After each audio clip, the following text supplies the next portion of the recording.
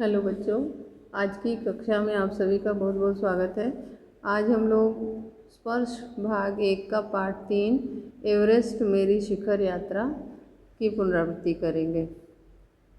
सर्वप्रथम आपको पाठ के बारे में बता दूं कि ये पाठ जो है स्वयं बछेंद्री पाल जी द्वारा लिखित है और उन्होंने अपनी शिखर यात्रा के दौरान जो अनुभव प्राप्त किया है उसी अनुभव पर यह आधारित है। बछेंद्री पाल की उपलब्धियां इस प्रकार हैं कि बछेंद्री पाल को भारत सरकार ने 1984 में पद्मश्री पुरस्कार से सम्मानित किया। उत्तर प्रदेश सरकार ने शिक्षा विभाग की ओर से सन 1985 में स्वर्ण पदक प्रदान किया। 1986 में भारत सरकार ने अर्जुन पुरस्कार प्रदान किया। 1997 में हेमवती नंदन बहुगुणा द्वारा गढ़वाल विश्वविद्यालय द्वारा उन्हें पीएचडी की मानद उपाधि से सम्मानित किया गया। अब पाठ परिचय। लेखिका ने एवरेस्ट अभियान दल के 7 मार्च को दिल्ली से रवाना होने के लिए लेकर 29 मई को एवरेस्ट विजय तक की जो घटनाएं हैं उन घटनाओं को बड़े ही रोमांचक ढंग से क्रमानुसार प्रस्तुत किया है। सभी सहयोगी पात्रों शेरपा कुलियों के साथ साथ लेखिका बेस कैंप से शिखर तक कैसे पहुंची इसका वर्णन पढ़ते हुए पाठक स्वयं लेखिका के कदम से कदम मिलाते हुए शिखर पर पहुंचने का आनंद प्राप्त करता है। अब पात्र परिचय। सबसे पहला पात्र है उपनेता प्रेमचंद। कैंप 1 तक की व्यवस्था करना इनका कार्य था और हिमपात से होने वाली हानियों से भी परिचित इन्होंने कराया। उसके पश्चात तेंजिंग एक पात्र है। तेंजिंग एवं उनकी पुत्री डेकी लेखिका के उत्साहवर्धन हेतु उनका आना हुआ और प्रत्येक शेरपा कुली से बातचीत करके उन्होंने सुझाव दिया। उसके बाद डॉक्टर मीनू मेहता जो कि अभियांत्रिकी कार्यों की जानकारी जिन्होंने दी और किस तरह से पुल बनाना है, स्ट्रेचर बनाना है और एल्यूमिनियम की सीढ़ियों से पुल का निर्माण करना है, इन सभी की जानकारी उन्होंने दी। अंगदोर जी लेखिका के साथ शिखर तक जाने का कार्य किया। उन्होंने बिना ऑक्सीजन किए चढ़ाई करते थे। और उसके बाद लोबसांग स्विस छुरी से लेखिका जब कैंप में बड़े उससे बर्फ़ की चट्टान के नीचे दब गई थी तो उनसे उनकी स्विस छुरी से बर्फ़ को काटकर उनकी जान उन्होंने बचाई। साउथ पोल पहुंचकर उन्होंने कैंप लगाया। उसके बाद दल के नेता कर्नल खुल्लर दल के सदस्यों को प्रशिक्षित करना उनका कार्य था और साथ साथ वे उत्साहवर्धन का कार्य करते थे। उसके पश्चात लाटू द्वारा नायलॉन की रस्सी से किस तरह से संतुलन बना के ऊपर की चढ़ाई करनी है ये कार्य किया गया। ऑक्सीजन सिलेंडर की आपूर्ति किस तरह से बढ़ानी है और किस तरह से आसानी से चढ़ाई हो सकती है इसके बारे में उन्होंने बताया। फिर बिस्सा ने भी इनकी सहायता की। यात्री साथी मीनू की और जय ये उनके साथी यात्री थे। साथियों के लिए उन्होंने जूस चाय और आदि बना करके उनको दिया। अब पाठ का सार। बछेंद्री पाल एवरेस्ट शिखर पर पहुंचने वाली प्रथम भारतीय महिला हैं। उनका अभियान दल 7 मार्च 1984 को दिल्ली से काठमांडू के लिए रवाना हुआ। उन्होंने नमचे बाजार पहुंचकर सबसे पहले सागर माथे की सुंदरता को देखा। शिखर पर तेज हवाओं के कारण उड़ती हुई सूखी बर्फ का ध्वज सा लहरा रहा था। 26 मार्च को वे पेरिस पहुंची जहां हिमस्खलन के कारण एक शेरपा कुली की मृत्यु हो गई और यह समाचार पाकर वे थोड़ी हतोत्साहित भी हो गई थी। अग्रिम दल के नेता प्रेमचंद ने खुम्बू हिमपात के ठीक ऊपर स्थित कैंप 1 तक का रास्ता अभियान दल के लिए साफ किया। बेस कैंप पहुंचने के पहले रसोई सहायक की मृत्यु का समाचार मिला। कर्नल खुल्लर ने अभियान दल के सभी सदस्यों को खतरों तथा अनहोनी घटनाओं को सहज भाव से स्वीकार करने की प्रेरणा दी। डॉक्टर मीनू मेहता ने एल्यूमीनियम की सीढ़ियों से पुल बनाने और अभियांत्रिक कार्यों की जानकारी दी। बेस कैंप से तेनजिंग अपनी पुत्री डेकी को लेकर के आए और अभियान दल के सारे सदस्यों को उन्होंने उत्साहवर्धन किया। कैंप 3 में 15-16 मई की आधी रात में समय एक लंबा सा बर्फ पिंड लोत्से ग्लेशियर से टूटकर नीचे आ गिरा। लेखिका उस बर्फ के पिंड के नीचे दब गई। लोब्सांग ने अपनी स्विस छुरी की मदद से लेखिका को बर्फ की कब्र से खींचकर बाहर निकाला। साउथ पोल पहुंचकर लेखिका ने चाय बनाई और जूस पिलाकर अपने साथी मीनू जय तथा की सहायता की। अगले दिन सुबह लेखिका ने चाय बनाई। बिस्किट और चाय का नाश्ता करके वे अंगदोर जी के साथ शिखर कैंप की ओर चल पड़ी। वे साउथ पोल से 2 घंटे में शिखर कैंप पहुंच गईं। कुछ देर उन्होंने विश्राम किया। उसी समय लाटू वहाँ नायलॉन की रस्सी लेकर पहुंचा। उसने रस्सी से अंगदोर जी और लेखिका के बीच संतुलन बनाए रखा। 23 मई सन 1984 की दोपहर 1:07 पर लेखिका एवरेस्ट के शिखर पर पहुंच गई। फावड़े से बर्फ खोदकर उन्होंने खड़े होने की जगह बनाई। घुटनों के बल झुककर सागर माता के ताज का चुंबन लिया। थैले से दुर्गा माता का चित्र और हनुमान चालीसा निकालकर छोटी सी पूजा अर्चना करके उसे लाल कपड़े में लपेटकर बर्फ में दबा दिया। इसके बाद उठकर हाथ जोड़कर सिर झुकाकर अंगदोर जी का धन्यवाद किया और कर्नल खुल्लर ने उनको इस महान उपलब्धि के लिए बधाई दी। उन्होंने बचेंद्री के माता पिता को भी बधाई देते हुए उन्हें देश का गौरव बनाया। अब हम लोग पाठ का पठन पाठन करेंगे। एवरेस्ट मेरी शिखर यात्रा।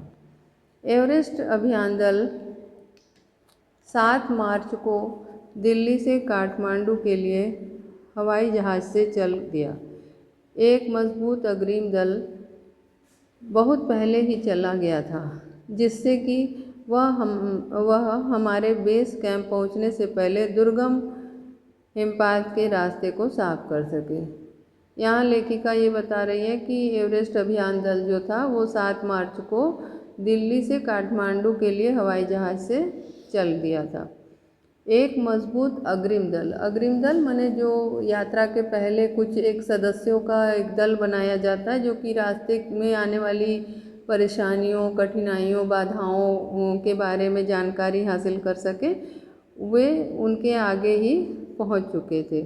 बेस कैंप पहुंचने से पहले दुर्गम हिमपात के रास्तों को साफ करते थे। मतलब कि बर्फ जो हिमपात यानी हिम यानी बर्फ का गिरना, तो बर्फ गिरने से जो रास्ते बंद हो गए हैं उनको काट के रास्ता साफ कर सके। दुर्गम शब्द में 2 शब्द हैं। एक आपका दुर उपसर्ग है और गम शब्द है। दुर उपसर्ग है, ठीक है, दुर प्लस गम। दुर्गम माने जहाँ जाना कठिन हो, कठिनाई से जाने वाले जगह को कहते हैं कठिनाई से पहुँच पाना। यहाँ पे कठिनाई से पहुँचना, ठीक है, इसका अर्थ हुआ दुर्गम, जहाँ पे हम कठिनाई से पहुँच सके। दुर्गम हिमपात के रास्ते को साफ कर सके, माने अग्रिम दल इसी कार्य के लिए आगे गया था कि जो हिमपात से युक्त जो रास्ते हैं उसको वे साफ कर सके। नमचे बाजार शेरपा लैंड का एक सर्वाधिक महत्वपूर्ण नगरीय क्षेत्र है। अधिकांश शेरपा इसी स्थान तथा यहीं के आसपास के गांव के होते हैं। यह नमचे बाज़ार ही था जहाँ से मैंने सर्वप्रथम एवरेस्ट को निहारा, जो नेपालियों में सागरमाथा के नाम से प्रसिद्ध है। मुझे यह नाम अच्छा लगा। लेखिका बताती हैं कि नमचे बाज़ार जो है वो शेरपा लैंड का सर्वाधिक महत्वपूर्ण नगरीय क्षेत्र है। शेरपा लैंड का सबसे ज़्यादा, सर्वाधिक, सर्व अधिक, ठीक है, दो शब्द मिले हुए हैं, सर्व और अधिक। सर्वाधिक माने सबसे ज़्यादा प्रसिद्ध महत्वपूर्ण नगरीय क्षेत्र है। अधिकांश शेरपा, शेरपा एक पहाड़ी जाति होती है, तो उन्हीं के लिए कहा गया है कि अधिकांश शेरपा इसी स्थान पर यहाँ के आसपास के गांव के, यहाँ या तो ये यहाँ रहते हैं या तो इसके आसपास के गांव में ही रहने वाले ये होते हैं। यह नमचे बाज़ार ही था जहाँ मैंने सर्वप्रथम एवरेस्ट को जहाँ से हमने सर्वप्रथम एवरेस्ट को निहारा। न ये बता रही हैं कि नमचे बाज़ार पहुंचकर सर्वप्रथम उन्होंने एवरेस्ट को की सुंदरता को देखा। निहारा यानी कि देखा, निहारा इसका अर्थ है देखना, देखा, ठीक है। तो सबसे पहले उन्होंने एवरेस्ट नमचे बाज़ार में ही पहुंचकर एवरेस्ट की सुंदरता को उन्होंने देखा, जो नेपालियों में सागरमाथा के नाम से प्रसिद्ध है। नेपालियों में सागरमाथा के नाम से प्रसिद्ध है, मतलब कि नेपाली इसे सागरमाथा के नाम से जानते हैं। मुझे ये नाम अच्छा लगा, यानी कि लेखिका को ये नाम बहुत अच्छा लगा। एवरेस्ट की तरफ गौर से देखते हुए मैंने एक भारी बर्फ का बड़ा फूल प्लूम देखा, जो पर्वत शिखर पर लहराता एक ध्वज सा लग रहा था। लेखिका आगे बताती हैं कि एवरेस्ट की तरफ गौर से, गौर यानी गौर एक उर्दू शब्द है विदेशज, जिसका अर्थ होगा ध्यान से, ठीक है। गौर से, गौर से का अर्थ है ध्यान से। ये विदेशज शब्द है, उर्दू का शब्द है। तो यहाँ पे ये कर रही है कि इसकी तरफ गौर से देखते हुए मैंने एक भारी बर्फ का फूल जिसे कि प्लूम कहते हैं, उसको उन्होंने देखा, जो पर्वत शिखर पर लहराता हुआ एक ध्वज सा प्रतीत होता था। मतलब कि उसको उन्होंने जो भारी बर्फ का फूल देखा वो ऐसा प्रतीत होता था कि मानो पर्वत शिखर पर कोई लहराता हुआ ध्वज हो। ध्वज मने पताका, ध्वज मने ध्वज यानी कि पताका, ठीक है। तो ये जो भारी बर्फ का फूल उन्होंने देखा वह ऐसा प्रतीत हो रहा था मानो पर्वत शिखर पर लहराता हुआ कोई ध्वज है। मुझे बताया गया कि यह दृश्य शिखर की ऊपरी सतह के आसपास 150 किलोमीटर अथवा इससे भी अधिक की गति से हवा चलने के कारण बनता है। लेखिका को वहाँ के लोगों ने बताया कि ये जो ध्वज है, ये ध्वज जब 150 किलोमीटर की रफ्तार से हवा चलती है तो इस हवा की तेज़ गति से ये ध्वज बनता है। इससे भी अधिक की गति से हवा चलने से ये ध्वज बनता है, क्योंकि तेज़ हवा में सूखा बर्फ पर्वत पर उड़ता रहता है। इसका कारण क्या है कि जब हवाएं तेज़ चलती हैं तो बर्फ, जो सूखा हुआ बर्फ है वो उड़ना शुरू हो जाता है, जिसके कारण लगता है कि कोई पताका सी बन गई है। अब उन्होंने बताया कि बर्फ का यह ध्वज 10 किलोमीटर या इससे भी अधिक लंबा हो सकता है। मतलब जो उन्होंने दूर से ध्वज देखा था उस ध्वज के बारे में बता रही हैं कि वह ध्वज जो है 10 किलोमीटर या इससे भी लंबा हो सकता है। मतलब जितनी दूरी तक हवा में बर्फ उड़ेगा उतने दूर तक वो पताका की तरह लगता था। तो ये बता रही है कि ये पताका जो है, ये ध्वज जो है वो 10 किलोमीटर या उससे भी ज़्यादा दूर लंबा हो सकता है। शिखर पर जाने वाले प्रत्येक व्यक्ति को दक्षिण पूर्वी पहाड़ी पर इन तूफानों को झेलना पड़ता था, विशेषकर खराब मौसम में।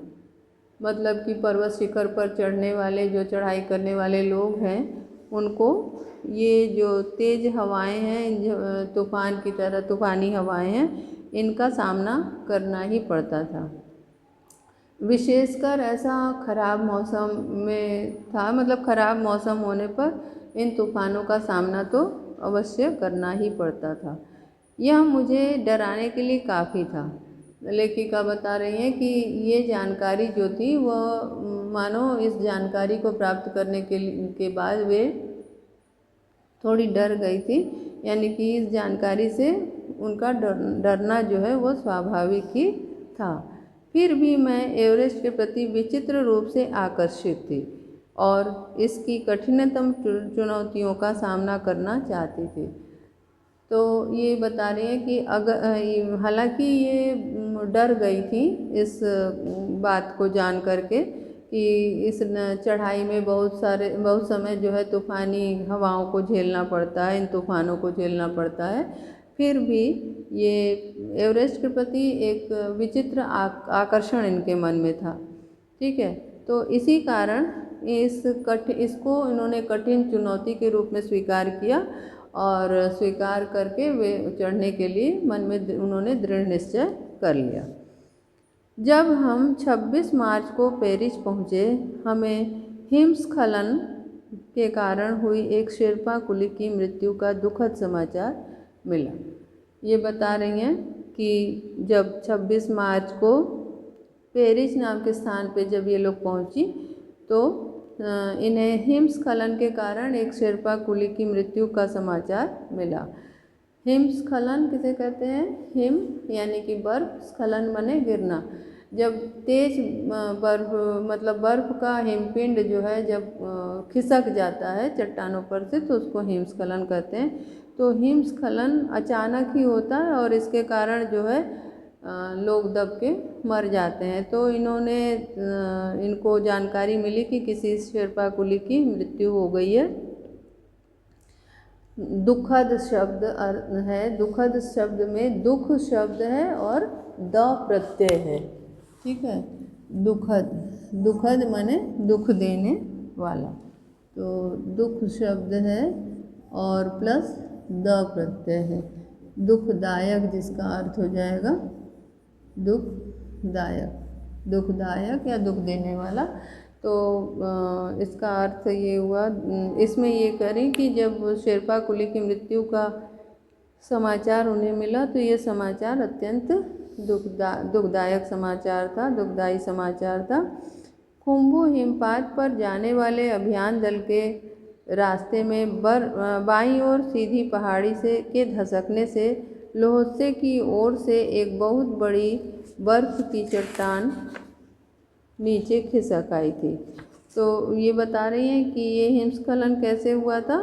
हिमस्खलन जो है, अब ये बता रहे हैं कि खुम्बू हिमपात पर जाने वाले अभियान दल का जो रास्ता था उस रास्ते की बाईं तरफ सीधी सड़क, सीधी पहाड़ी थी। उस पहाड़ी के धंसकने का अर्थ क्या होता है कि जब वो ज़मीन की मतलब खिसक जाना। ठीक है, तो धंसकने से लोहसे की ओर से एक बहुत बड़ी बर्फ़ की चट्टान, वो जब बर्फ़ का माने बर्फ़ की जो पहाड़ी होती है वो जब खिसक जाती है तो उससे क्या होता है कि चट्टान जो है टूट करके वह गिरना शुरू हो जाता है। तो उसी चट्टान, बर्फ़ की जो एक बड़ी सी चट्टान थी वह खिसक आई थी, जिससे क्या हो गया, 16 शेर्पा कुलियों के दल में से एक की मृत्यु हो गई और 4 घायल हो गए। ये घटना, ये एक अत्यंत दुखदायी घटना थी और बड़ी कष्टकारी घटना थी। मतलब कि ये बता रहे हैं कि जब ऐसे जो है हिमस्खलन हुआ, बर्फ़ की चट्टान खिसक गई, तो इससे क्या हो गया कि जो इन लोगों के दल में 16 शेर्पा कुली थे, तो 16 शेर्पा कुलियों में एक कुली की मृत्यु हो गई और बाकी के 4 जो है घायल हो गए। इस समाचार के कारण अभियान दल के सदस्यों के चेहरे पर छाए अवसाद को देखकर, अवसाद मतलब दुख का जो चिन्ह होता है ना, उसको बोलते हैं अवसाद। अवसाद का मतलब जैसे आपके कोई दुख हुआ और चेहरे पे दुख का पूरा दुख की छाया जैसे चेहरे को देख के लग गया कि हाँ दुखी है, तो उसको बोलते हैं अवसाद। दुख की छाया चेहरे पर, ठीक है, चेहरे पर जब मतलब चेहरे को देखने से लगता है कि बहुत दुखी है व्यक्ति, तो उसे बोलते हैं अवसाद, ठीक है। तो यहाँ पे ये बोल रहे हैं कि इस समाचार के कारण अभियान दल के सदस्यों के चेहरों पर छाए अवसाद को देखकर हमारे नेता कर्नल खुल्लर ने स्पष्ट किया कि एवरेस्ट जैसे महान अभियान में खतरों को और कभी कभी तो मृत्यु भी आदमी को सहज भाव से स्वीकार करनी चाहिए। जब जो इनके दल के नेता थे, इनके जो अभियान दल के नेता थे कर्नल खुल्लर, उन्होंने देखा कि सभी का चेहरा जो है सभी के चेहरे पे अवसाद की झलक दिख रही है, यानी सभी का चेहरा दुखी दिख रहा है। तो उन्होंने उन्हें प्रेरित करने के लिए ये कहा कि इस प्रकार का जो अभियान होता है एक बहुत बड़ा अभियान है, बहुत इस ऐसे अभियान में तो कभी कभी ऐसी घटनाएं घटती ही रहती हैं, तो इसे जो है हमें सहज भाव से लेना चाहिए, सामान्य से साधारण बात समझकर इसका सामना करना चाहिए। और ऐसी उसमें ऐसे अभियान में कभी कभी मृत्यु भी हो सकती है, तो उसको भी हमें सहज भाव से स्वीकार करना चाहिए। ये हमको कोई बड़ी बात के रूप में नहीं लेना चाहिए, क्योंकि ऐसा करने से हम आगे की चढ़ाई नहीं कर सकेंगे और हम जो है अपने हमारा जो उद्देश्य है उससे हम भटक जाएंगे, ठीक है। तो इसीलिए उन्होंने अभियान दल के सदस्यों को प्रेरित करने के लिए इस प्रकार कहा। उपनेता जो अग्रिम दल का नेतृत्व कर रहे थे 26 मार्च को पेरिस लौट आए। उपनेता प्रेमचंद, इनके दल के जो उपनेता थे वे उनका नाम था प्रेमचंद, जो कि अग्रिम दल का नेतृत्व कर रहे थे। जैसा कि आपने पाठ के प्रारंभ में पढ़ा कि इनका जब अभियान दल वहाँ से चल चुका था दिल्ली से, उसके कुछ हफ्ते पहले ही ये अग्रिम दल जो है वहाँ से चल चुका था। माने रास्ते की जो परेशानियाँ हैं उनकी जानकारी और रास्ते के बर्फ़ को हटाकर साफ करने के लिए ये पहले निकल जाते हैं। तो ये बता रहे हैं कि जो अग्रिम दल के नेता थे वे प्रेमचंद, जो अग्रिम दल का नेतृत्व कर रहे थे, 26 मार्च को पेरिस लौट आए। वहाँ का सब मुआयना करके यानी जांच पड़ताल करने के बाद वे वापस पेरिस लौट आते हैं। उन्होंने हमारी पहली बड़ी बाधा खुम्बू हिमपात की स्थिति से हमें अवगत कराया।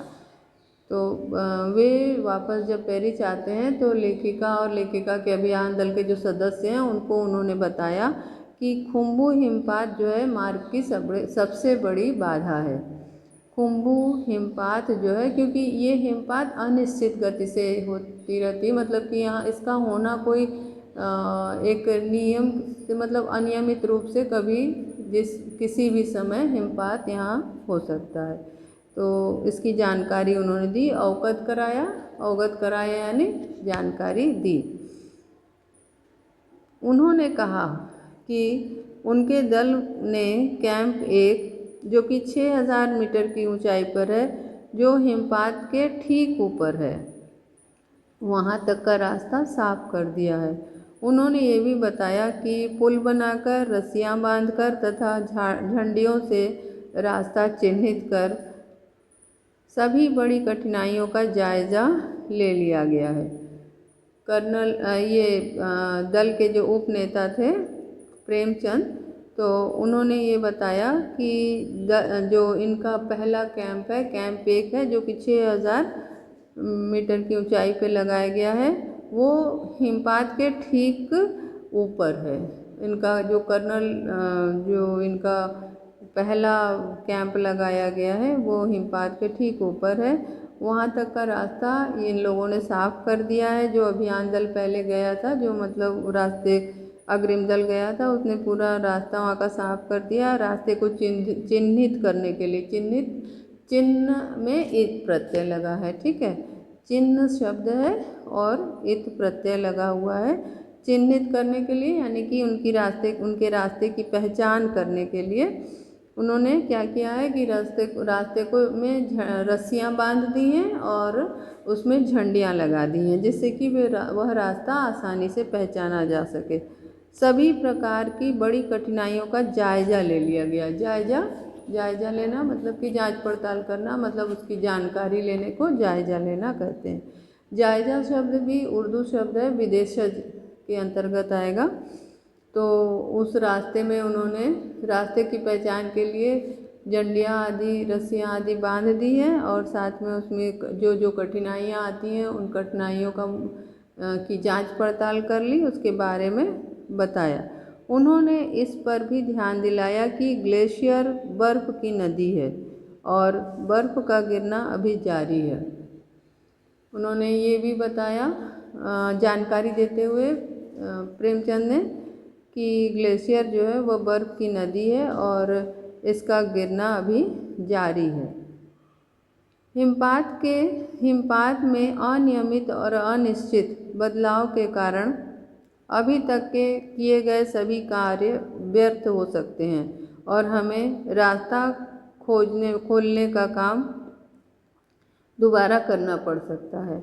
उपनेता प्रेमचंद ने उन्हें बताया कि हालांकि उन्होंने रास्ते को चिन्हित कर दिया है, सब बर्फ़ हटा दिया है, रास्ते को साफ कर दिया है, फिर भी यदि बर्फ़ अनियमित गति से ऐसे ही गिरता रहा, क्योंकि बर्फ़ के गिरने की कोई निश्चितता नहीं है, वहाँ हिमपात जो है वह अनियमित और अनिश्चित गति से गिरता रहता है।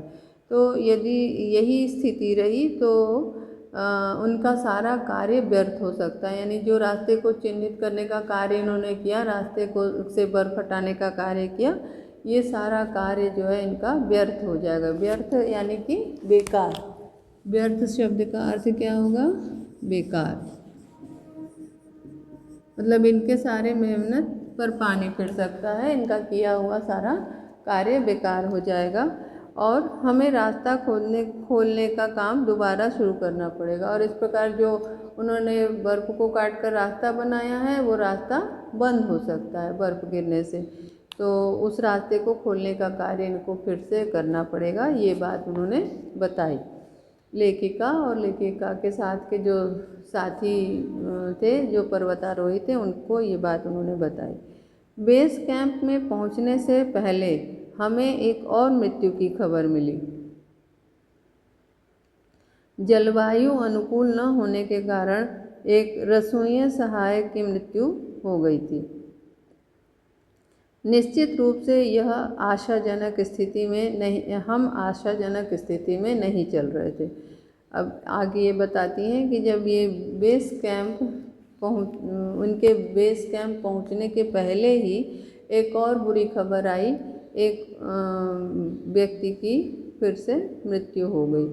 और क्यों ये मृत्यु क्यों हुई थी? ये जो है जलवायु अनुकूल न होने के कारण, कि वहाँ का मौसम ठीक ना होने के कारण, जलवायु वहाँ का ना सहन कर सकने के कारण रसोई सहायक जो था उसकी मृत्यु हो गई थी। निश्चित रूप से हम आशाजनक स्थिति में नहीं चल रहे थे, यानी अभी अभियान शुरू ही हुआ था, तब तक जो है दो बुरी खबर मिली। एक तो लोहसे का जो वो है हिमस्खलन हो जाने के कारण वहाँ पे एक की मृत्यु और 4 घायल हुए। दूसरा जो है जलवायु अनुकूल न होने के कारण रसोई सहायक की मृत्यु हो गई। तो कुल मिलाकर ये आशाजनक स्थिति नहीं थी, यानी कि इनके धीरे धीरे मन में निराशा जगने लगी थी। अब आगे बता रही हैं कि एवरेस्ट शिखर को मैंने पहले 2 बार देखा था, लेकिन एक दूरी से। कह रही हैं कि एवरेस्ट शिखर को उन्होंने पहले 2 बार देखा था, लेकिन इसके पहले वह उसको दूरी से ही देखी थी। मैंने पहली बार वो उस पर पर्वतारोहण का कार्य करने जा रही हैं। ये बताती हैं कि बेस कैंप पहुंचने पर दूसरे दिन मैंने एवरेस्ट पर्वत पर इसकी अन्य श्रेणियों को देखा। इसके पहले तो उन्होंने एवरेस्ट शिखर को देखा था, परंतु एक दूरी से देखा था, बहुत नज़दीक से नहीं देखा था। और बेस कैंप पहुंचने पर दूसरे दिन उन्होंने एवरेस्ट पर्वत और इसकी जो श्रेणियां हैं उसको देखा, नज़दीक से देखने का इन्हें पहली बार मौका मिला। मैं भौचक्की रह गई, मैं भौचक्की होकर खड़ी रह गई। भौचक्की, भौचक्की माने आश्चर्यचकित। भौचक्की, भौचक्की का अर्थ क्या होगा? आश्चर्य, आश्चर्यचकित होना। ठीक है, आश्चर्यचकित होना। मैं भौचक्की होकर खड़ी रह गई और एवरेस्ट लोसे और नुत्से की ऊंचाइयों से घिरी बर्फीली टेढ़ी मेढ़ी नदी को निहारती रही। मतलब कि वहाँ पे उसकी सुंदरता को वे आश्चर्यचकित होकर देखती रही और उससे गिरने वाली जो नदी थी, उस नदी को भी वे, उस टेढ़ी मेढ़ी नदी को, उसकी सुंदरता को वो देखती रह गई। आज बस इतना ही, शेष अगली कक्षा में पढ़ेंगे। धन्यवाद।